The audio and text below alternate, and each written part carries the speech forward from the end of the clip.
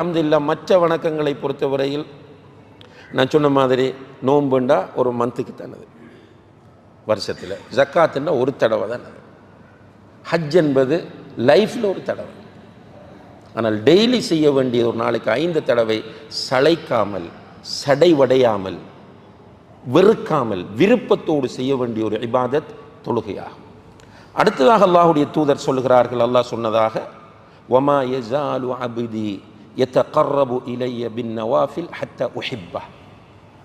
என்னுடைய அடியான் அவனுக்கு நான் கடமையாக்காத வணக்கங்கள் இருக்கிறதே, நஃபிலான வணக்கங்கள், அந்த வணக்கங்களை செய்து கொண்டே இருப்பான். சுப்ஹானல்லாஹ். அல்லாஹ் சொல்ற பாணியை பாருங்க. நான் அவனுக்கு கடமையாக்காத நஃபிலான வணக்கங்களை அவன் செய்து கொண்டே இருப்பான். ஹத்தா உஹிப்பஹ். அவன் அப்படியே செய்து கொண்டிருக்கும் போது நான் அவனை நேசிக்க ஆரம்பித்து விடுகிறேன். அப்படி நான் அவனை நேசிக்க ஆரம்பித்தால் அவன் பார்க்கிற பார்வையாக, கேட்கிற கேள்வியாக, தொடுகிற கையாக, நடக்கிற காலாக நான் மாறுகிறேன் என்று அல்லாஹ் சொல்கிறான். இது அந்த அந்த அந்த நடையின் ஒரு உச்சகட்டம். இது இதனுடைய அர்த்தம் என்னவென்றால், வேறொரு ரிவாயத்தில் வருகிறது, ஃபபி இஸ்மஉ ஃபபி யுபசிரு ஃபபி எம்ஷி ஃபபி எபுதிஷு.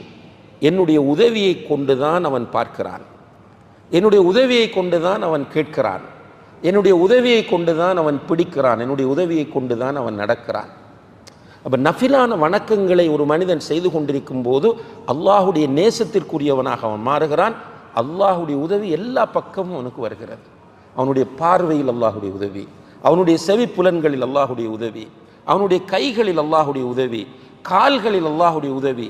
அது மட்டுமல்ல, இந்த நஃபிலான வணக்கங்களை செய்து கொண்டே இருக்கிற அடியான் அல்லாஹுடத்திலே கையேந்தினால் அவன் கேட்பதையெல்லாம் அல்லாஹ் கொடுக்கிறான். அவன் பாதுகாப்பு தேடினால் அவன் எதிலிருந்து பாதுகாப்பு தேடுகிறானோ அவற்றிலிருந்து அவனை பாதுகாத்து விடுகிறான். சுப்ஹானல்லாஹ்.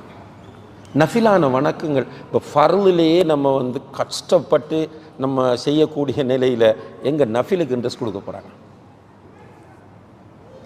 ஃபர்லான வணக்கத்தையே ஒரு நிர்பந்தத்தில் செய்கிறார்கள். சுப்ஹானல்லாஹ். நம்ம குறிப்பாக தமிழ் பேசக்கூடிய நம்முடைய சகோதரர்களுக்குள்ளே பார்த்தால், இந்த நான் ஆரம்பத்தில் சொன்னது போல் தொழுகையை நிறைய பேர் கண்டுகொள்வதே இல்லை. இது ஒரு கடமை என்கிற உணர்வு கூட முஸ்லிம், அவ்வளவுதான். இவர்கள்ட்ட போய் நஃபிலை பற்றி எப்படி பேசுறது நம்ம? ஆனால் ஃபர்லான வணக்கங்களில் கவனம் செலுத்தக்கூடிய பல சகோதர சகோதரிகள் நஃபில்களுடைய விஷயத்தில் பொடுபோக்காக இருக்கிறார்கள். இது கவலையான விஷயம். நஃபிலான வணக்கங்களை கூடுதலாக செய்கிற போது அல்லாஹுடைய நேசம் நமக்கு கிடைக்கும். அல்லாஹுடைய நேசம் கிடைப்பதை விட இந்த உலகத்தில் கிடைக்கிற பாக்கியம் ஒன்றும் இருக்காது. அதனால் இந்த உலகம் யாருக்கு சொந்தம் சகோதர சகோதரிகளே? லில்லாஹி மா ஃபிஸ் ஸமாவாத்தி வ மா ஃபில் அர்த். வானங்களில் உள்ளவை பூமியில் உள்ளவை எல்லாமே அல்லாஹ்வுக்கு சொந்தம். லஹு மா ஃபிஸ் ஸமாவாத்தி வ மா ஃபில் அர்த். வானங்களில் உள்ளவைகளும் பூமியில் உள்ளவைகளும் அவனுக்கே சொந்தம். அல்லாஹ் ரப்புல் ஆலமீன். இந்த பிரபஞ்சங்கள் அனைத்தையும் படைத்து பரிபாலித்து கொண்டிருக்கக்கூடிய ரட்சகன் அல்லாஹ் தான். அந்த அல்லாஹுடைய நேசம் எனக்கு கிடைக்கிறது என்றால் அதை விட வேறு என்ன பாக்கியம் இருக்க வேண்டும்? ஒரு பிள்ளை தன்னுடைய தாயும் தந்தையும் அதை நேசிக்கிறார்கள் என்று தெரிகிற போது அடைகிற ஆனந்தம், ஒரு சகோதரன் தன்னுடைய சகோதரன் அவனை நேசிக்கிறான் என்கிற போது அவனுக்கு ஏற்படக்கூடிய மகிழ்ச்சி, ஏன் ஜாஹிலியத்தான நிலையில் பார்க்கிறோம். ஒரு வாலிபனை ஒரு வாலிப பெண் நேசிக்கிற போது ஏற்படக்கூடிய மகிழ்ச்சி, இதை விடுத்து நீங்கள் அதிகாரங்களில் உள்ளவர்களை பாருங்கள். ஒரு அரசியல்வாதி என்னை நேசிக்கிறார். இப்போ ஸ்ரீலங்காவில் இருக்கக்கூடிய ஒரு கட்சியினுடைய தலைவர் என்னோட சரியான க்ளோஸ், எந்த நேரமும் எனக்கு மெசேஜ் போட்டு சோமாரிங்களான்னு கேட்பார், எப்போ நாட்டுக்கு வாரன்னு கேட்பார், ஏதும் தேவையான்னு கேட்பார். என்றால் நம்ம எப்படி மகிழ்ச்சி அடைகிறோம்? எனக்கு அவர் என்ன விசாரிப்பார். ஒருவருடைய நேசம் கிடைப்பது என்பது சாதாரணமானதல்ல. ரப்புல் ஆலமீனுடைய நேசம் கிடைப்பது என்பது அதற்காகத்தான் நம்ம ஏங்குகிறோம். அல்லாஹுடைய நேசம் கிடைத்து விட்டால் அல்ஹம்துலில்லாஹ். காசு அவனுக்கு தான் சொந்தம். ஆரோக்கியத்தை தருவது அவன்தான், ரிஸ்கை தருவது அவன்தான். அப்ப அல்லாஹ் நேசித்து விட்டால் அல்லாஹ் என்னை கைவிட மாட்டான். என்னை அல்லாஹ் நேசிக்கிறான் என்றால் அவன் எனக்கு முழு பொறுப்பும். அதனால் தான் அவன் சொல்லுகிறான், என்னுடைய நேசனை நீ நோவினை செய்தால் உன்னை நான் விட மாட்டேன். அல்லாஹ் பொறுப்பெடுக்கிறான். விளங்காம இருக்கும் நமக்கு. ஆனால் அல்லாஹுடைய நேசத்தை பெற்றுவிட்டால் மனைவிக்கு ரிலாக்ஸேஷன். கொடுமைப்படுத்துகிற கணவன், அந்த மனைவி தொழக்கூடியவள், நோன்பு பிடிக்கக்கூடியவள், ஜக்காத்து கொடுக்கக்கூடியவள், இபாதத்துகளில் ஈடுபாடு உள்ளவள், நஃபிலான வணக்கங்கள் செய்யக்கூடியவள். ஆனால் கணவன் டோர்ச்சர் பண்ணுகிறான், கேட்க பார்க்க யாரும் இல்லை. ஆனால் அந்த மனைவியினுடைய மனம் சொல்லும், என்னுடைய ரப் என்னோடு இருக்கிறான், என்னுடைய ரப் என்னை நேசிக்கிறான். எனவே அந்த பெண்ணுக்கு பெரிய ஒரு ரிலாக்ஸேஷன் கிடைக்கும். இது போல தான் ஒவ்வொருவருக்கும். அப்போ தொழக்கூடிய ஃபர்லான வணக்கங்களில் கவனம் செலுத்தக்கூடிய நாம் நஃபிலான வணக்கங்களில் கூடுதல் கவனம் செலுத்த வேண்டும். அன்புள்ள சகோதர சகோதரிகளே, ஒரு சில நஃபிலான வணக்கங்களை இந்த இடத்தில் சுட்டி காட்டுவது எனக்கும் உங்களுக்கும் பயனுள்ளதாக இருக்கும் என்று நினைக்கிறேன். அதில் முதலாவது நஃபிலான தொழுகைகள். ஃபர்து அல்லாத தொழுகைகள் நிறைய இருக்கிறது. அதில் ஸ்பெஷலாக ஃபர்லான தொழுகைகளுக்கு முன்னாலும் பின்னாலும் தொழக்கூடிய சுன்னத்தான தொழுகைகள். இந்த தொழுகைகளுடைய பாக்கியம் என்ன தெரியுமா? ஒரு நாளைக்கு யார் 12 ரக்காத்துக்கள் சுன்னத்தான தொழுகையை தொழுகிறார், ஃபர்ல் தொழுகைக்கு முன்னுக்கும் பின்னுக்கும், அவருக்கு அன்றைக்கு ஒரு வீடு கட்டப்படும். சுப்ஹானல்லாஹ், சுவர்க்கத்தில். இப்போ ஒருவர் 365 நாட்களும் விடாமல் இந்த சுன்னத்தை தொழுதால் சுவர்க்கத்தில் அவருக்கு எத்தனை வீடு? 365 வீடு. அல்லாஹ் அக்பர். இந்த விஷயம் நிறைய பேர் புரியல. நான் சில நேரங்களில் அதை கொஞ்சம் யோசித்து பார்த்தேன். 365 வீடுன்னா இப்படி ஆயுள் முழுக்க தொழக்கூடியவர்கள். இப்போவே உலகத்தில் வாழக்கூடியவர்களுக்கு இப்படி வீடுகள் இருக்கு, லேண்ட் இருக்கு. அதை வைத்து பெருமைப்படுகிறார்களா இல்லையா? இப்போ ஸ்ரீலங்காவில் உள்ளவர்கள் சொல்லுவார்கள், இப்போதான் ஈஸ்டர்ன் ப்ரொவின்ஸில் மருதமுனைண்டா, மருதமுனையில் அவருக்கு 10 வீடு இருக்கு, கல்முனையில் வீடு இருக்கு, கொழும்பில் 10 வீடு இருக்கு, அவர் லண்டனில் வீடு வாங்கி போட்டிருக்கிறார், தன்சானியாவில் வீடு வாங்கி போட்டிருக்கிறார் என்றெல்லாம் சொல்கிறோம். அது அவருக்கு ஒரு பெரிய கௌரவம், சந்தோஷமும். இப்போ சுவர்க்கத்திற்கு போன பிறகு பார்த்தால் சுன்னத்தான தொழுகைகளை பேணி வரக்கூடிய ஒருவருக்கு லட்சக்கணக்கான வீடுகள் இருக்கும். அல்லாஹ் தௌஃபீக் செய்ய வேண்டும். என்ஜாய் பண்ணுகிற இடம் அதுதான், அனுபவிக்கிற இடம் சுவர்க்கம் தான். ஃபீஹா மாலா ஐனுன் ரஅத் வலா உதுனுன் சமிஅத் வலா ஹதர அலா கல்பி பஷர். எந்த கண்ணுமே பார்த்திருக்காத, எந்த காதுமே கேட்டிருக்காத, எந்த உள்ளமுமே கற்பனை பண்ணாத இன்பங்கள் எல்லாம் அந்த சுவர்க்கத்தில் இருக்கிறது.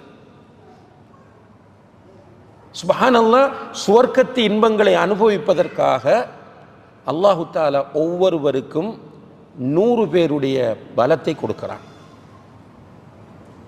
நோய் இல்லை, டயபெட்டிக் பிரச்சனை இல்லை, அதை குடித்தா பிரச்சனை, இதை சாப்பிட்டா பிரச்சனை, கொலஸ்ட்ரால் பிரச்சனை இல்லை, யூரின் போகணும்ன்ற சிக்கல் இல்லை, டாய்லெட் போகணும்ன்ற பிரச்சனை இல்லை, மென்சஸ் இஷ்யூ இல்லை, சளி பிரச்சனை இல்லை. இதெல்லாம் சொல்கிறாங்க ரசூலுல்லாஹி அலைஹி வஸல்லம் ஹதீஸில் நேரடியாக இதெல்லாம் ஒவ்வொன்றும் வருது.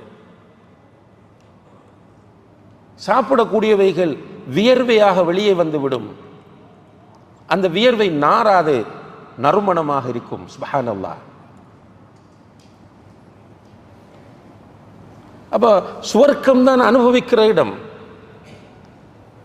33 வயது வாலிபர்களாகவே எல்லோரும் சுவர்க்கத்தில் இருப்பார்கள். முதுமை கிடையாது, மரணம் கிடையாது.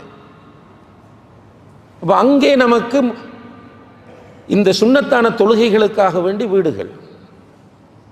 அதிலேயும் ரசூல் ஸல்லல்லாஹு அலைஹி வஸல்லம் அவர்கள் ஃபஜ்ருக்கு முன்னால் தொழக்கூடிய அந்த 2 ரக்காத் சுன்னத்தை பற்றி சொல்லும்போது, ஹைரும் மினத் துன்யா வமா அலைஹா, உலகம், உலகத்தில் உள்ள அனைத்தையும் விட அந்த 2 ரக்காத்தும் சிறந்தது என்கிறார்.